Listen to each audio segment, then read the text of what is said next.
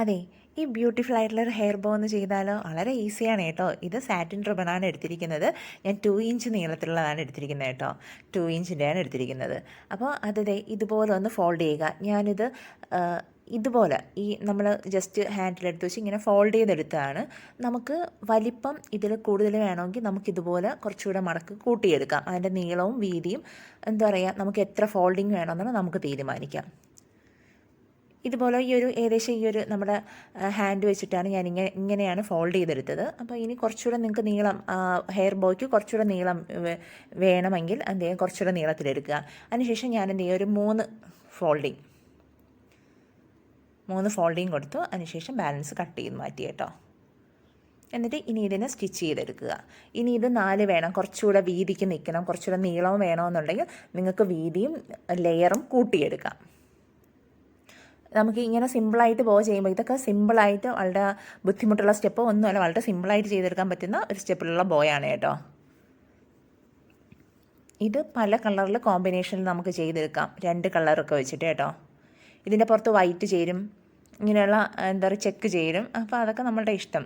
അതിനെ ഒന്ന് സ്റ്റിച്ച് ചെയ്തു, അതിനെ ഒന്ന് ടൈ ചെയ്ത് ഹെയർ ബോയ് ആക്കി എടുക്കുക. ഇനി ഇതിൻ്റെ പുറത്ത് അടുത്തൊരു ലെയറും കൂടെ കൊടുക്കുന്നത്, 2 ലെയറായിട്ടാണ് ഞാൻ ചെയ്യുന്നത്.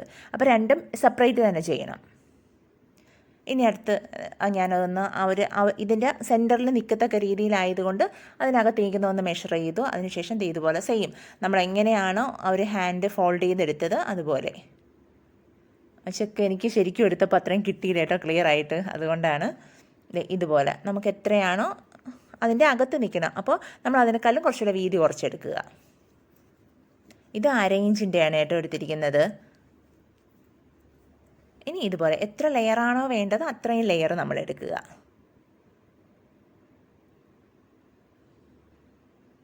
നിങ്ങൾക്ക് ഒത്തിരി ലെയർ വേണം, ഒത്തിരി നല്ല ഫ്രില്ല് പോലെയൊക്കെ നിൽക്കണമെന്നുണ്ടെങ്കിൽ കൂട്ടിയെടുക്കാം, കൂടുതലെടുക്കാം.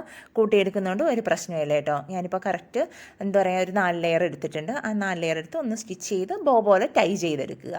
ഇതാണ് രണ്ടാമത്തെ സ്റ്റെപ്പ്. അപ്പോൾ ആദ്യം നമ്മൾ ഓറഞ്ച് കളർ ചെയ്തു, അടുത്തത് ചെയ്തു, 2 സെപ്പറേറ്റ് ആയിട്ട് ചെയ്ത് 2 പാർട്ടായിട്ട് ചെയ്തു എടുത്തു. ഇനി ഇതിന് രണ്ടും എന്താ പറയുക ഒരുപോലെ എന്ന് വെച്ചാൽ ഒരുമിച്ച് ഇതുപോലെ ഒന്ന് അറേഞ്ച് ചെയ്തെടുത്ത് രണ്ടും കൂടെ പേസ്റ്റ് ചെയ്യുക. ഇത് പേസ്റ്റ് ചെയ്തപ്പോൾ നല്ല പെർഫെക്റ്റ് ആയിട്ട് കിട്ടിയിട്ടുണ്ട്. ഇനി സെൻറ്റർ, അടുത്ത് നെക്സ്റ്റ് സ്റ്റെപ്പ് സെൻറ്റർ ഒന്ന് കവർ ചെയ്തെടുക്കുക. അത് നിങ്ങൾക്ക് ഓറഞ്ച് വേണമെങ്കിൽ എടുക്കാം, അല്ലെങ്കിൽ ചെക്ക് ഏതാണോ എടുക്കുക. ഇനി സെൻറ്ററിൽ എന്തെങ്കിലും കവറിങ്ങിന് വേണ്ടി ഗോൾഡൻ റിബണാണ് കൊടുക്കുന്നത്, അതും കൊടുക്കാം കേട്ടോ. ജസ്റ്റ് ഗ്ലൂ ഗൺ അപ്ലൈ ചെയ്യുക, ഒന്ന് കവർ ചെയ്തെടുക്കുക. ഈ സെൻറ്ററൊക്കെ കവർ ചെയ്യുമ്പോൾ ഒന്ന് ഫിനിഷിംഗ് ആയിട്ട് നല്ല നീറ്റായിട്ട് ചെയ്തെടുത്ത് കഴിഞ്ഞാൽ കാണാൻ ഭയങ്കര ഭംഗിയായിരിക്കും കേട്ടോ. വേറെ ഒന്നും അറ്റാച്ച്മെൻ്റ് ഒന്നും കൊടുത്തില്ല എങ്കിലും അതൊരു പ്രത്യേക ഭംഗിയിൽ എടുത്ത് നിൽക്കും. ബാലൻസ് ഉള്ളത് കട്ട് ചെയ്ത് മാറ്റി അവിടെ അങ്ങ് പേസ്റ്റ് ചെയ്യുക. ഇനി ഞാൻ സെൻറ്ററിലേക്ക് ഒരു അറ്റാച്ച്മെൻറ്റ്, ഒരു പാച്ചസ് കൊടുക്കണം. അതാണ് അടുത്ത് ചെയ്യേണ്ടത്. അതിന് മുന്നേ ഞാൻ ബാക്ക് സൈഡിൽ തന്നെ ഗ്ലൂ വെച്ച് നമ്മളെല്ലാം ഒന്ന് ഫെൽറ്റ് ഷീറ്റ് കട്ട് ചെയ്ത് ഒട്ടിച്ച് അലിഗേറ്റർ ക്ലിപ്പും കൊടുക്കും.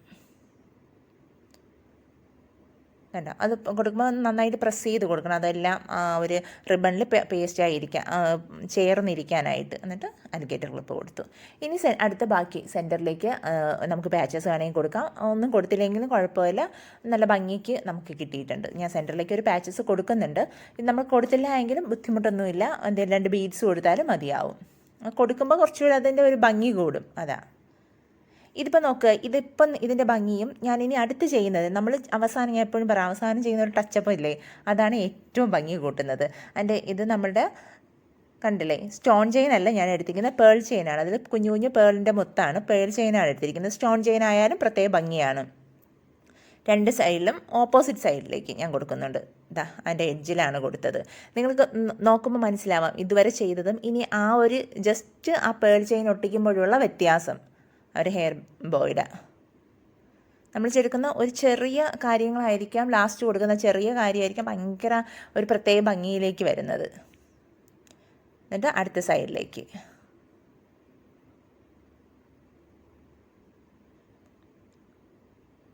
അടുത്ത സൈഡിലും കൊടുക്കുക. അത് കൊടുത്തു കഴിഞ്ഞ് ഫിനിഷ് ചെയ്യുക. എന്നിട്ട് അതിനൊന്ന് കറക്റ്റ് ഓർഡറിലൊന്ന് അറേഞ്ച് ചെയ്ത് കൊടുത്ത് ഒന്ന് നീറ്റായിട്ട് വയ്ക്കുക. അത്രയേ ഉള്ളൂ.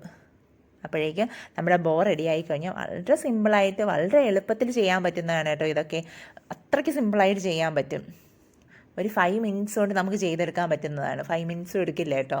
ഞാൻ ഈ വീഡിയോ ഒക്കെ എടുക്കുന്നതുകൊണ്ടാണ് അത്രയും ഒരു 5 മിനിറ്റ്സ് നമുക്ക് വീഡിയോ വരുന്നത്. കണ്ടോ, എല്ലാം ഒന്ന് അറേഞ്ച് ചെയ്തു. അപ്പോൾ വളരെ സിമ്പിളായിട്ട് ചെയ്യാൻ പറ്റുന്നതാണ്. ഒരു പ്രത്യേക ഭംഗിയാണ് കേട്ടോ ഇത് കാണാനൊക്കെ. ഈ ലൈറ്റിലൊക്കെ കാണുമ്പോഴാണ് കുറച്ച് നോക്കി ഇതാണ് എൻ്റെ ഒറിജിനൽ ഇത്. അപ്പോൾ ഇത്ര സിമ്പിളാണ്, ഭയങ്കര നീറ്റായിട്ടാണ് നമുക്ക് ചെയ്യാൻ പറ്റുന്നത്. കണ്ടില്ലേ അതിൻ്റെ ബാക്ക് സൈഡൊക്കെ കണ്ടോ.